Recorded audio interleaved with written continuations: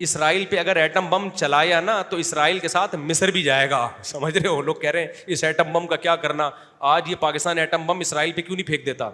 Atom bomb کا اصول ہے، یاد رکھو، وہ پٹاخہ نہیں ہے.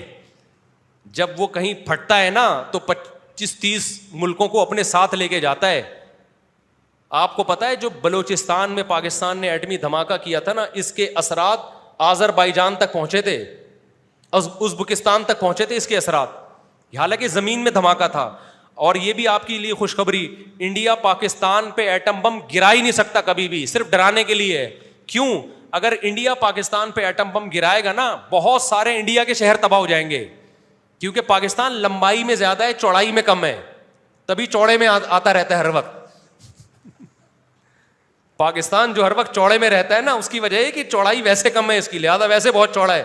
اس چوڑائی کم ہونے کا فیور یہ ہے کہ اگر ایٹم بم گرا تو اس کے اثرات بارڈر پہ جائیں گے، اور بارڈر میں کون ہے؟ افغانستان بھی اور انڈیا کا بھی بہت بڑا حصہ تباہ ہو جائے گا اس سے.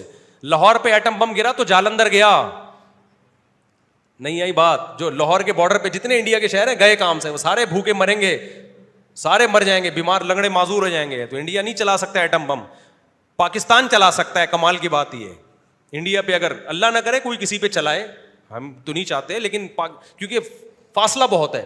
اسرائیل اتنا چھوٹا سا ملک ہے، اس پہ اگر پاکستان نے ایٹم بم پھینکا تو مصر، اسرائیل تو تھوڑے سے ہیں، مصری کتنے زیادہ ہیں، ادھر شام ہے، ادھر لبنان ہے، ان سب کی ایسی کی تیسی. وہ بولیں گے ہمیں کیوں مار رہے ہو بھائی تم؟ یہاں ہر آدمی پاکستان کے پاس ایٹم بم میں چلاتا کیوں نہیں ہے، ایٹم بم میں چلاتا کیوں نہیں ہے، ایٹم بم میں چلا، اس ایٹم بم کا فائدہ کیا؟ بھائی فائدہ یہ ہے کہ آپ کی طرف رخ کرنے سے پہلے دشمن 100 دفعہ سوچے گا، یہ فائدہ ہے.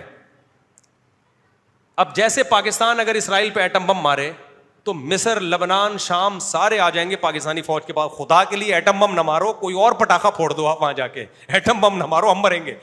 اسی طرح میرے بھائی، اگر کوئی بھی ملک پاکستان پہ ایٹمی حملہ یا کسی طرح فوج کشی کرنے کی کوشش کرتا ہے تو پھر پاکستان دفاع میں ایٹم بم دکھائے گا، بولے گا ہم تو ڈوبے ہیں صنم، تم کو بھی لے ڈوبیں گے. تو ایک لمٹ میں رہو، اس سے آگے. ایٹم بم کا یہ فائدہ ہوتا ہے ڈیفنس، اور وہ ڈیفنس ہو رہا ہے. تبھی پاکستان کے وہ حالات نہیں ہوئے جو لیبیا کے اور عراق کے حالات ہوئے ہیں. یہ کس کی وجہ سے؟ بم کی وجہ سے. تو کیونکہ مرتا کیا نہ کرتا نا، ابھی تو نہیں چلائیں گے، لیکن جب ملک پہ ایسے حالات آ گئے، کوئی ہماری ریاست ہی ہم سے چھینے گا، پھر ہم کہیں گے بھائی ہم اگر پھٹ رہے ہیں نا، ہم اگر مر ہی رہے ہیں تو بھاڑ میں جب ہم چلائیں گے پھر 20 ملک اور بھی مریں گے. تو وہ 20 ملک پکڑیں گے دشمن کو، ابے بھائی خدا کے لیے ان کو نہیں مارو، انہوں نے ایٹم بم چلا دیا تو ہمارا بیڑا غرق ہوگا. لیکن ہر آدمی یہ ایٹم بم کس کام کا ہے، اس سے بہتر تو شب برات کے پٹاخے ہیں، کم از کم پھٹتے تو ہیں. ایسی سی باتیں آ رہی ہے لوگوں کی. تو یہ ایٹم بم اس کام کا ہے کہ تمہارے ملک کی لکیریں کیا ہیں، اس کی وجہ سے میں انڈیا کچا چبا چکا ہوتا اب تک. تمہیں انڈیا کو پتا ہے ہم ایٹم بم چلائیں نہ چلائیں، اگر زیادہ ہم نے کیا نا، بارڈر کے اندر گھسنے کی کوشش کی، ان کے علاقے لینے کی کوشش کی، تو جب ملک جب ہاتھ سے جائے گا ہی تو پھر فوج بولتی ہے ہم تو مر ہی رہے ہیں، ملک ختم ہی ہو رہا ہے، تو 2-4 اور بندے مار کے جائیں ہم، تو پھر وہ چلا دیں گے. تو اس لیے وہ بٹن پہ پاؤں رکھ کے کھڑے ہوتے ہیں اور بتاتے ہیں کہ قریب آئے تو چلا دیں گے بٹن ہم. تو یہ ایٹم بم اس کام کا ہے. یہ اس لیے نہیں ہے کہ اسرائیل پہ جا کے پھوڑ دیا، اور اسرائیل بھی گیا اور اڑوس پڑوس کے، اور بیت المقدس بھی گئی. تو جب وہاں جو ریز پھیلیں گی تو اس سے تو جو فلسطینی وہاں پہ وہ کہیں گے اب بیت المقدس ہمارے کس کام کا بھائی، ہم تو سارے لنگڑے لولے ہو گئے. تو ہر آدمی دیکھو نالج زیرو ہے لوگوں کے پاس، تبصرے ایسے کرتے ہیں جیسے اگلا وزیر اعظم یہی ہوگا. اس لیے پھینکنا چھوڑ دو لمبی لمبی، ٹھیک ہے نا، منفی باتیں کرنا چھوڑ دو. ہاں حکمرانوں پہ دباؤ ڈالتے رہو، کیونکہ یہ بہت نیک نہیں ہے ہمارے حکمران.